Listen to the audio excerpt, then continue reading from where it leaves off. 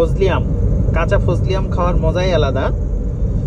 এইটা হচ্ছে আমার ভাই আর কি, যে হোসেন কালেকশন করছে। হ্যাঁ, সেটা কিভাবে করছে এটা বলা যাবে না। হ্যাঁ, এখন আমরা সেই আম খাবো আর কি, ফাটাবো, ফাটাই খাবো। রাজশাহীতে যারা আছেন তারা এই যে কাঁচা আম, এইটা হচ্ছে যে খান না, এরকম খুব কম মানুষ আছে। কাঁচা আম খাওয়ার কিন্তু একটা আলাদা মজা।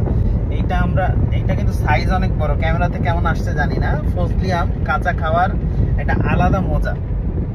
তো রাজশাহীতে যারা আছেন তারা এই ভিডিওতে মজা পাবেন না, রাজশাহীর বাইরে যারা আছেন, হ্যাঁ, সেই টেস্ট।